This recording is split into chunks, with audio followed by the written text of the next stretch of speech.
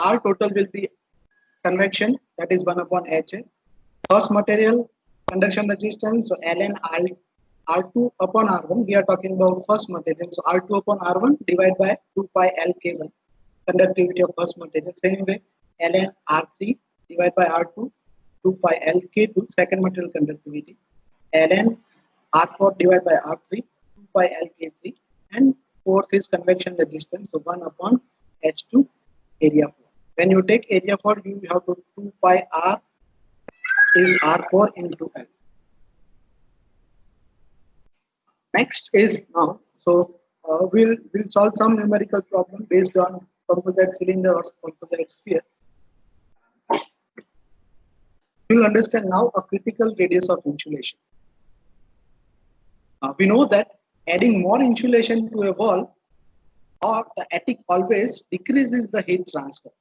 So in case of wall, when we talk about Cartesian coordinate system, when we are considering slab or walls, when you go on adding this material, insulating material, the always heat transfer rate decreases.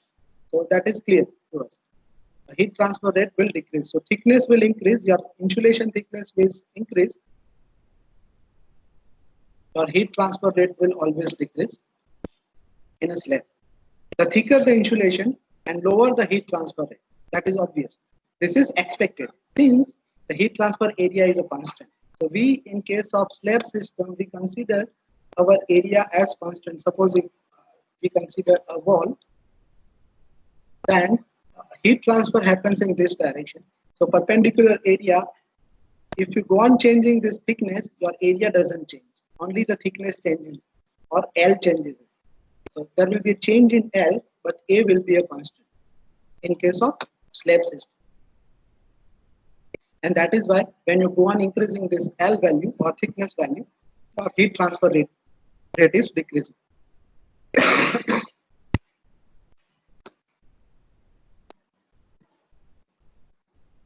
What happens if we add insulating material in cylindrical system or spherical system?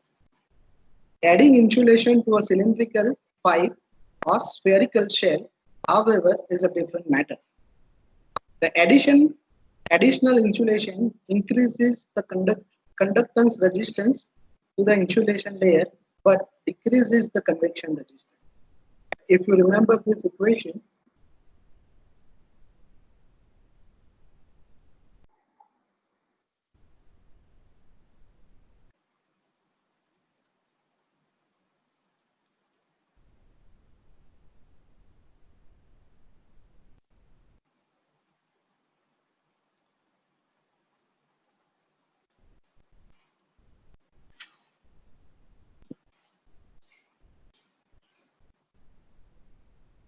in case of conduction resistance, our equation is L upon Ka. When you go on changing this, your L is increasing. Your L is increasing and area remains constant, so resistance is increasing. In case of cylinder, there are two kinds of resistance. One is conduction resistance and second is convection. You can see the conduction resistance equation is ln R2 upon R1 divided by 2 pi Lk. But in convection resistance, 1 upon 2 pi R2 L into H. So when you are increasing the thickness of insulating material, your radius is increasing, R2 is increasing. So the conduction resistance will increase as R2 is in a numerator. But when you say, when you look at the convection resistance, it is 1 upon 2 pi R2L, means area 2 into H. So when you are increasing the thickness of your insulation, your R2 increases. When your R2 increases, your area increases. And when area increases, as area is in denominator, your convection resistance value decreases. So when you increase the insulation in case of cylinder or sphere, the conduction resistance is increasing, but convection resistance is decreasing. So your net effect on a resistance depends on the change in a conduction resistance value and change in a convection resistance value. Suppose the increment is +5 and decrement is -4, then it will be a resistance increment. But suppose it is the thermal conduction resistance increment is +4, but convection resistance is -4, then it will be a -1. So thickness of insulation will not serve your purpose because the heat transfer rate will increase. So as it depends on these two parameters, it is important to understand what is critical radius of insulation. So now let us consider a cylindrical pipe of an outer radius R1 whose outer surface temperature is T1, so this surface is T1, is maintained constant. The pipe is now insulated with the material whose thermal conductivity is K. Now this is your insulation material is added, whose conductivity is K, and outer radius is R2. So outer radius is R2. Heat is lost from the pipe to the surrounding medium at a temperature T with convection heat transfer coefficient H, means H is given to you. The rate of heat transfer from the insulated pipe with the surrounding air can be expected as shown in figure. What we will do is, you take some radius value, suppose 0.2 meter or whatever, just for a number value you can take, suppose let us take 0.02 meter, in terms of meter I am writing. Convective heat transfer coefficient is 10, suppose. Right? What our task is, we go on changing the R2 value. So R2 we will take from increment of 0.005 plus R1. So we will do R1 is known to us 0.02 meter. R2 we will take step by step increasing with amount of 0.005 meter. If you go on changing this value and you calculate, the equation is delta T R total ln R2 upon R1 2 pi Lk plus 1 upon H 2 pi. So when you go on changing the R2 value from minimum value, you can see here this is a bare pipe, means without insulation, means this one. R1 radius, T1 temperature, or heat transfer rate is this. So the graph shows that when you go on changing the radius, what will be the effect on heat transfer rate. So this bare pipe heat transfer rate is this. When you go on changing this R2 in a small incremental value, suppose when it comes to here, though you are increasing the radius, outer radius, the sole effect you can see here is your heat transfer rate area, each heat transfer rate is increasing with increment in radius. So our intention of giving insulation is to reduce the heat transfer rate, but the condition is such that you can see here that though you are increasing the insulation thickness, but your heat transfer rate is increasing. Same way you go on increasing this value, it will come to some point where your heat transfer rate will become maximum. So the heat transfer rate becomes maximum at some point, and that point is called a critical radius of insulation. Critical radius of insulation. I repeat, the critical radius of insulation is that thickness of material where the heat transfer rate becomes maximum. So at this point, your heat transfer is becoming maximum. Now when you go on changing this value, your heat transfer rate is decreasing. So when you go on increasing step by step up to this point, up to this radius, I'm making one line. Let me draw with some different color so that you can have idea. Without insulation, this is my heat transfer. When you go on changing the radius, your heat transfer rate is increasing. It will become a maximum at critical radius value, and then again it will start dropping and it will reach to some point. So if I make a line, green line here, you can see with this radius insulation and without insulation, your heat transfer rate is same. So this is of no use if you are go on increasing up to this value. If your insulation radius value is more than this, then your heat transfer rate will decrease. Otherwise, it will be fine with bare system without insulation. I repeat, and this happens because when you have a radius value in between these two, in this span, when you go on changing this thickness, your increment in area is more, so resistance, convection resistance is decreasing more compared to increment in conduction resistance, and that is why your heat transfer rate is increasing. After critical point, the inverse will start. Means this will decrease and this will increase, and it will come to this point where it will be equal to a bare system. Heat transfer rate will equal to same as in case of bare system. So this particular area in case of thermal system, where our intention is to preserve the heat, means we want to dissipate less amount of it into surrounding, then this will not be useful to us. So our thickness should be more than this value, then and then it will be useful. So I am reading this. The variation of Q with the outer radius of insulation R2 is plotted. The value of R2 at which Q reaches the maximum is determined from the dQ divided by dR2 equal to 0, means slope becomes 0, and that is your critical point. Performing the differentiation and solving R2 yields the critical insulation radius of insulation for a cylindrical body to be, and it comes to, when you do this differentiation, it comes to critical radius of insulation is K by H. So for a given system, the insulation material conductivity is known to, and the convective heat transfer coefficient is known to, you can calculate K by H. That will be the critical radius of insulation. So if your requirement is to preserve heat in case of thermal system, then the thickness of insulation should be more than the critical radius of insulation. And second thing you should keep in mind that the point where the heat transfer rate is same as equal to bare system, that radius is called the crossover radius. So your thermal insulation radius should be more than crossover radius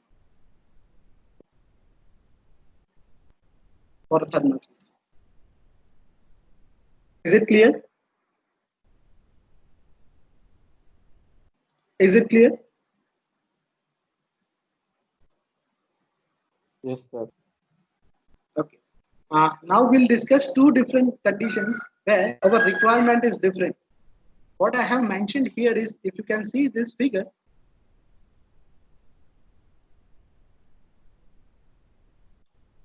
this particular figure, you can see here, when I go on changing the radius, first your heat transfer rate is increasing, it will become maximum, again it will drop, it will come to at the same point of your bare system, and then heat transfer rate is decreasing. We'll take two different examples here. One is an electrical cable. Electrical cable is insulated with a rubber material, but the requirement in case of electrical insulation is such that you should not get the shock. First requirement is that, so that your rubber material is such that it will be a insulation, it will work as an insulation to electrical system, means you will not get a shock. But second requirement is same rubber material should have a conductive material, so that transfer will be a maximum. Otherwise, what will happen when your current is passing through your conducting material, maybe either aluminium or copper. Let us take a copper example. There is a resistance of copper. So copper will resist the flow, and this resistance will dissipate the heat. So heat will be formed, and that heat should be dissipated into the atmosphere. Otherwise, what will happen if heat is not properly dissipated to the atmosphere? The temperature, surface temperature will increase, and there may a chance of short circuit. So your rubber material may melt, and there may be a chance of short circuit. So in case of electrical system, our requirement is that there should be a maximum heat transfer from copper material to surrounding, so that the system temperature remains in a limited temperature region. While in case of thermal system, our requirement is different. You take a boiler example, the surface temperature of boiler is high. So the worker who are working nearby surrounding, they should not get affected by a hot temperature. So what we are doing is, we are providing insulation to a surface so that heat transfer will be a minimum, and also temperature will be in a safe zone. So two systems we are talking about. One is electrical system, where my requirement is there should be minimum heat, there should be maximum heat transfer. into a surrounding. While in case of thermal systems, you take your boiler example, you take your AC example, you can take your air conditioner, refrigerator example, where your requirement, your conduction coil, if you see, your requirement is heat transfer should be a maximum. So we are talking about this now, the electrical system where my requirement is Q should be maximum in case of electrical system electrical cable. While in case of thermal system, let us say refrigerator, where my requirement, the heat loss should be a minimum. That is what our requirement. So if we are talking about electrical system where my heat transfer rate should be maximum, then you have to select the rubber material thickness to a critical radius. As we have discussed, the critical radius RC is K by H. You have to, according to given material conductivity and convective heat transfer coefficient, you can calculate RC. If your insulation thickness is near to RC or exactly RC, your heat transfer rate will be a maximum. So there will not be a problem of overheating of your electrical cable, so that you can avoid short circuit into it. So that is what our requirement. In case of thermal system, our requirement is a different. Our heat transfer rate should be minimum. So if you take this curve, what is heat transfer rate here is a bare pipe system. With this insulation, your heat transfer rate is same equal to bare system. So if you provide insulation up to this thickness, it is a waste of money, and you should not go for that, because your heat transfer rate is same equal to bare system. So, and as I mentioned, this point is called the crossover radius. So your insulation thickness should be more than crossover radius, then and then your heat transfer rate will decrease.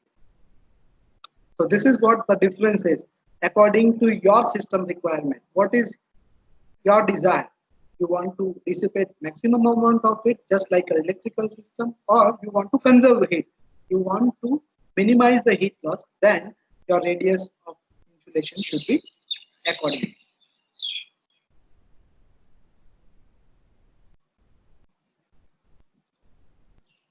So is it clear?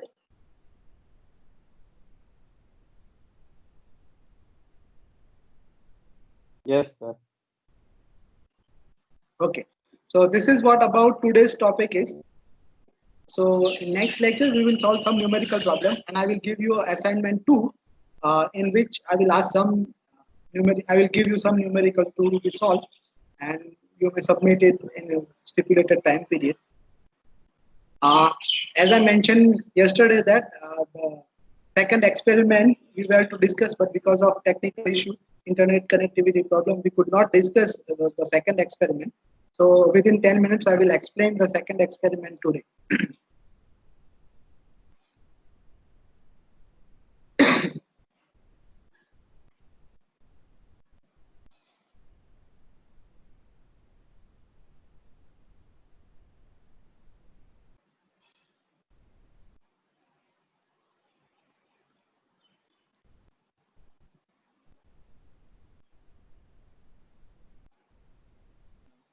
Is it visible, experiment number 2? Yes, sir. Okay. So second experiment is to calculate the conductivity of a material. So title of this is conductivity of an insulating powder material. So material is in a insulating material is in a powder form, and we want to calculate the conductivity. Objective of this experiment is to determine the thermal conductivity of an insulating material which is in a powder form. Experimental setup is like this. I again repeat, all heat transfer experiments, the procedure is same. You give voltage and current as an input, and you wait for a steady state condition. After steady state condition is achieved, you measure the temperature and put this value into equation and get the answer. So same way you can see this setup here. Your input is voltage and ampere. So that is input to the electrical resistance system. So resistance heater will convert this voltage into a heat. Heat will be supplied to this material. You can see this gray color material is your insulating material in a powder form. So this, whatever heat is generated over here, which will be dissipated into a whole spherical system, and our task is to measure the temperature at inner radius and outer radius once steady state condition is achieved. So this is what actual setup available in our laboratory. That this is your spherical system. So this is a physical system. Voltage and ampere is input, and output we have to measure in terms of temperature. As you can see here, the 4 thermocouples are attached at inner radius and 4 thermocouples are attached at outer radius. So the inner surface temperature will be an average of T1, T2, T3 and T4, and outer surface temperature will be an average of T5, T6, T7 and T8. So this is what the procedure is. The theory says that we assume that the insulating powder is an isotropic material and its thermal conductivity is to be constant. Therefore, one-dimensional radial heat conduction across the powder is considered. Consider the heat transfer through hollow sphere formed by insulating powder layer packed between two copper spheres, as I mentioned in figure, packed into two copper spheres. Ri is inner radius, Ro is outer radius, Ti is average temperature, surface temperature of inner, Ti is average inner surface temperature and To is outer surface temperature average. So as I mentioned, 4 thermocouples are connected inside, 4 thermocouples are connected outside. So T1, T2, T3, T4 divided by 4 means average of 4 will be Ti and outside 4 thermocouple average will be a To. As it is a spherical system, as we have seen in this lecture, the conductivity K equation comes to Q Ro minus Ri divided by 4 pi Ro Ri into delta T. Delta T is inner and outer temperature difference. And Q is nothing but input to the system in terms of electrical voltage and current. So Q is equal to V into I. This is what our input and output.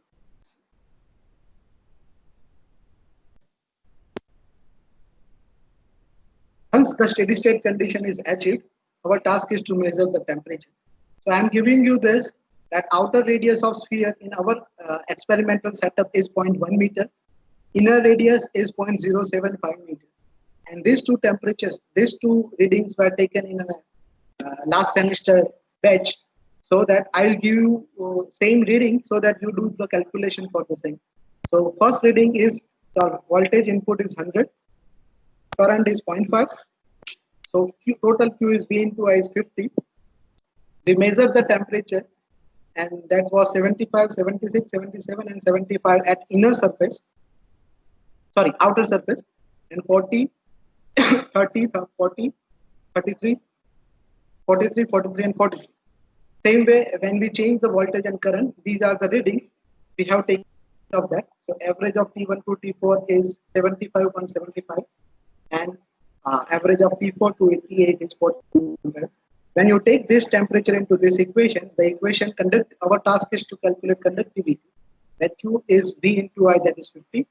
Ro and Ri is given 0.1 meter and 0.0575 meter. 4 pi is a constant. Ro and Ri are given to you. Ti and To is this. Outside temperature is 75. Outside is 42 and inside is 70. Difference of that you can take and you will get the conductivity of this material. And it came to 0.3959 and 0.3838. So difference is 0.001. So conductivity of the material comes to 0.39 watt per meter square Kelvin, watt per meter Kelvin. So this is what observation table is. Same PPT I am sharing with you. You try to solve this using either Excel or one. You can write in your notebook and you can scan and upload it. Any way you find better, you can follow this. But this is what about the second experiment, how to calculate the conductivity of insulating material which is in a powder.